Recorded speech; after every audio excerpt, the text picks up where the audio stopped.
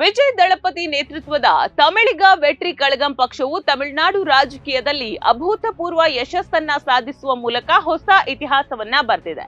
ತನ್ನ ಚೊಚ್ಚಲ ಚುನಾವಣೆಯಲ್ಲೇ 108 ಸ್ಥಾನಗಳನ್ನ ಗೆಲ್ಲುವ ಮೂಲಕ ಟಿವಿಕೆ ಅತಿ ದೊಡ್ಡ ಪಕ್ಷವಾಗಿ ಹೊರಹೊಮ್ಮಿದೆ. ಸ್ವತಃ ವಿಜಯ್ ಅವರು ಸ್ಪರ್ಧಿಸಿದಂತಹ 2 ಕ್ಷೇತ್ರಗಳಲ್ಲಿ ಕೂಡ ಭರ್ಜರಿ ಜಯ ದಾಖಲಿಸಿರೋದು ವಿಜಯ್ ಅವರ ಜನಪ್ರಿಯತೆಗೆ ಸಾಕ್ಷಿಯಾಗಿದೆ ಅಂತಾನೆ ಹೇಳ್ಬೋದು.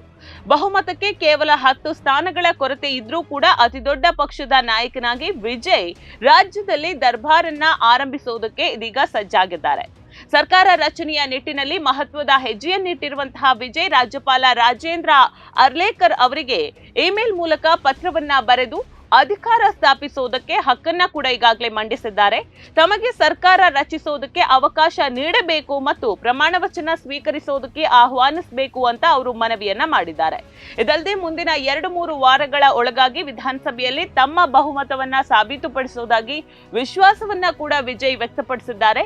ಈ ಹಿನ್ನೆಲೆಯಲ್ಲಿ ಮುಂದಿನ ಕಾರ್ಯತಂತ್ರ ರೂಪಿಸುವುದಕ್ಕೆ ತಮ್ಮ ಪಕ್ಷದ ಎಲ್ಲಾ ವಿಜೇತ ಅಭ್ಯರ್ಥಿಗಳನ್ನ ಪಕ್ಷದ ಕಚೇರಿಗೆ ಆಹ್ವಾನಿಸಿ ಅಲ್ಲಿ ಮೀಟಿಂಗ್ ಅನ್ನ ಏರ್ಪಡಿಸಲಾಗಿದೆ.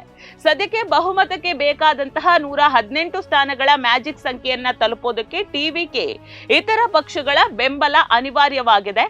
ಮೂಲಗಳ ಪ್ರಕಾರ ಈ ಹಿಂದೆ ಡಿಎಂಕೆ ಮೈತ್ರಿಕೂಟದಲ್ಲಿ ಇದ್ದಂತಹ ಕಾಂಗ್ರೆಸ್ ಸೇರಿದಂತೆ ಹಲವು ಪಕ್ಷಗಳು ವಿಜಯ್ ಅವರ ಬೆಂಬಲಕ್ಕೆ ನಿಲ್ಲುವಂತಹ ಸಾಧ್ಯತೆ ಇಲ್ಲಿ ದಟ್ಟವಾಗಿ ಎದ್ದು ಕಾಣ್ತಾ ಇದೆ. ಕಾಂಗ್ರೆಸ್ 5, ಎಡಪಕ್ಷ 4, ಐಯುಎಂಎಲ್ 2 ಮತ್ತು ವಿಸಿಕೆ 2 ಪಕ್ಷಗಳು ಟಿವಿಕೆಯ ಜೊತೆ ಕೈ ಜೋಡಿಸುವ ಚರ್ಚೆಗಳು ರಾಜಕೀಯ ವಲಯದಲ್ಲಿ ಈಗ ಜೋರಾಗಿ ಕೇಳಿ ಬರ್ತಾ ಇದೆ. ಈ ಮೂಲಕ ಮೈತ್ರಿ ಸರ್ಕಾರ ರಚನೆಯ ಹಾದಿ ಸುಗಮವಾಗುವಂತಹ ಎಲ್ಲಾ ಲಕ್ಷಣ ಕೂಡ ಕಾಣ್ತಾ ಇದೆ.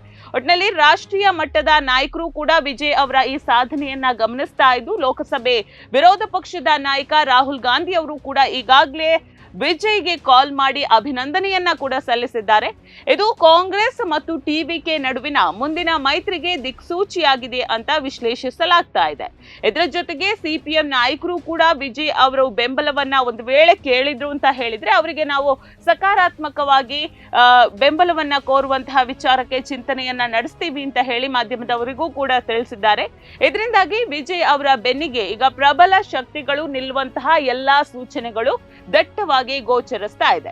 ಒಟ್ಟಾರೆಯಾಗಿ ತಮಿಳುನಾಡಿನ 234 ಕ್ಷೇತ್ರಗಳ ಫಲಿತಾಂಶವು ರಾಜ್ಯ ರಾಜಕೀಯದಲ್ಲಿ ಸಂಚಲನವನ್ನೇ ಮೂಡಿಸಿದೆ ಅಂದ್ರೆ ತಪ್ಪಾಗೋದಿಲ್ಲ. ಕಾಂಗ್ರೆಸ್, ಸಿಪಿಐಎಂ, ಡಿಎಂಕೆ ಮತ್ತು ಐಯುಎಂಎಲ್ ನಂತಹ ಪಕ್ಷಗಳು ಒಟ್ಟು 15 ಸ್ಥಾನಗಳನ್ನ ಹೊಂದಿದ್ದು, ಇವುಗಳ ಬೆಂಬಲ ದೊರೆತರೆ ಟಿವಿಕೆ ಸುಲಭವಾಗಿ 123 ಸ್ಥಾನಗಳೊಂದಿಗೆ ಭದ್ರವಾದ ಸರ್ಕಾರ ಇಲ್ಲಿ ರಚಿಸಬಹುದು. ತಮಿಳುನಾಡಿನ ಮತದಾರರು ಬದಲಾವಣೆಯನ್ನ ಈಗಾಗಲೇ ಬಯಸ್ತಾ ಇದ್ದಾರೆ. ಹಾಗಾಗಿ ದಳಪತಿ ವಿಜಯ್ ಅವರ ನೇತೃತ್ವದ ಹೊಸ ಆಡಳಿತದ ಮೇಲೆ ಈಗ ಎಲ್ಲರ ಕಣ್ಣು ನೆಟ್ಟಿದೆ.